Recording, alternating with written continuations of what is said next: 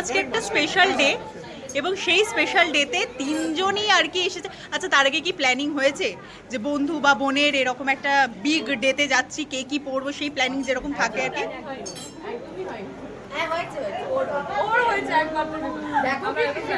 গায়ে হলুদ, ও একদম গায়ে হলুদের জন্য বানতা হ্যাঁ।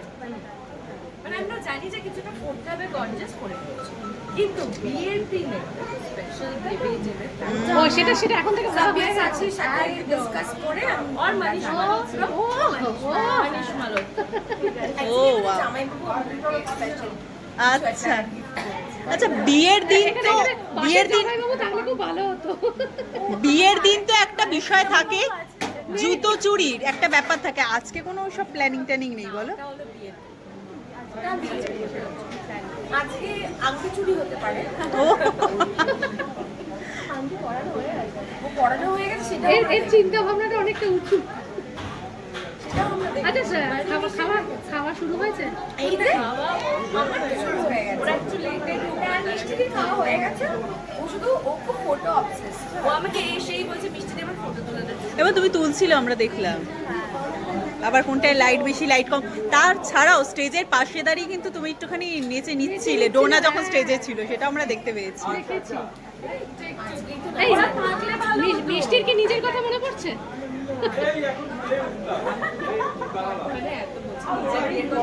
হ্যাঁ আসলে এত বছর হয়ে গেছে এখন তো ওকে বিয়ে বাড়ি দেখে একদম সেই মিষ্টি আবার একটা বিয়ে মানে একটাই মানুষ তার সাথে তার সাথে তার সাথে আমরা যাতে যেতে পারি, ওদের অলরেডি বিয়ের কথা চলছে এই দুজনে। আমি কেন ও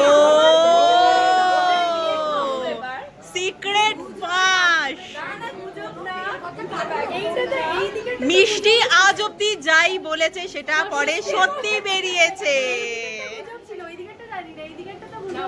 আচ্ছা আচ্ছা, আমি ড্রাইভ করতে করতে আসছি, ওকে নিয়ে এসেছিলাম আর তখন এটাই বলছিলাম ডোনারও বিয়ে হয়ে গেল, আমাদের কি হবে বল, বলছিলাম কি না না নেক্সট ওর না একদম না আমার হলে আমি সবার আগে আমি হটকালিটা মিষ্টি করছে আমি বুঝতে পারছি।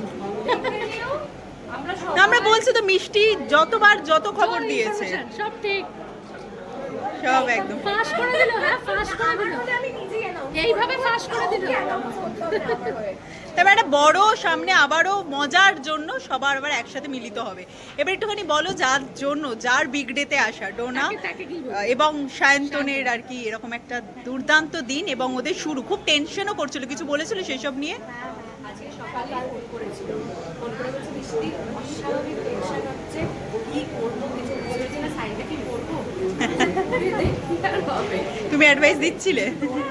সাইন করতে একটু টেনশন হয়, বিয়েটা নিয়ে টেনশন হয় না, কিন্তু অফিসিয়ালি লিগালি যখন আমরা কিছু সাইন করি তখন একটা স্ক্যাপটিক্যালও বলবো না, একটু মাথায় চিন্তা তো আসে।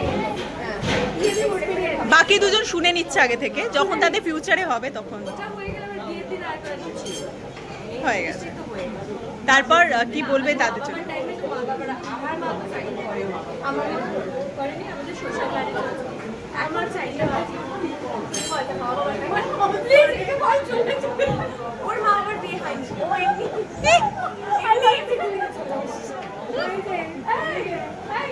এই তো কেন কি হচ্ছে? টেনশন হচ্ছে?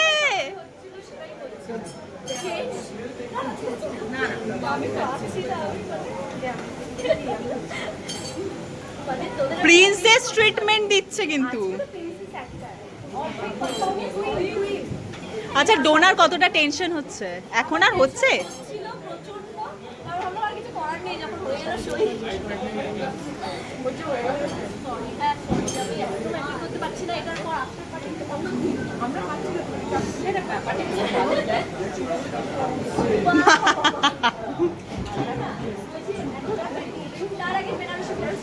ডোনাকে কে কি অ্যাডভাইস দিল? ডোনাকে এই তিনজনের মধ্যে কে কি অ্যাডভাইস দিল?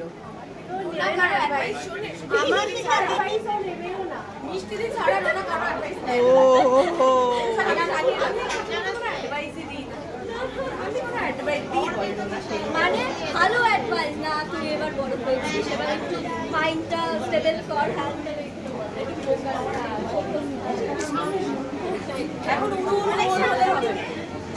রাফ অ্যাডভাইস দেন। আগের দিন জিনা আমাকে বলছিল, জিনাকে ফোন করেছিলাম যখন, আমি কি গেছিল শুনলো না, এরকম একটা ছেলে চাই। ও ওটা অ্যাডভাইস না অ্যাকচুয়ালি তাই যখন জিন্দাবাদ করতাম ও খুব মানে আনুষ্কা শর্মা যেরকম বলতো আমার এরকম একটা ছেলে চাই, এরকম একটা ছেলে চাই, ভেরি কেয়ারিং এন্ড অল। যা ম্যানিফেস্ট করেছে তা কিন্তু পেয়েছে। তখন এটা বলতো না, আর আজকে ওরকম একবার সেম টু সেম যেরকম কল্পনা করতো ওরকম একটা ছেলে পেয়েছে। তো আমি ওকে এটা পার্সোনালি টেক্সট করেও বলেছি, ইনস্টাগ্রামেও বলেছি, সেদিন ফোনেও বলেছি যে তুই যেটা চেয়েছিলি সেটাই পেয়েছিস, তাই তো? ফাইনালি ওর মনের মতো ছেলে পেয়েছে ও একদম। মানে ডোনা খুব কেয়ারিং, ও সবাইকে আমাদের ট্রান্সফার করতো, সবার উপর খরচা করতো। এখন আমারটা সে ট্রান্সফার করতো, এমনকি আমরা ক্যাফেতে যেতাম ও উবার বুক করে দিত, টাকাটাও দিয়ে দিত। আমারটা মনে আছে। জায়গাটা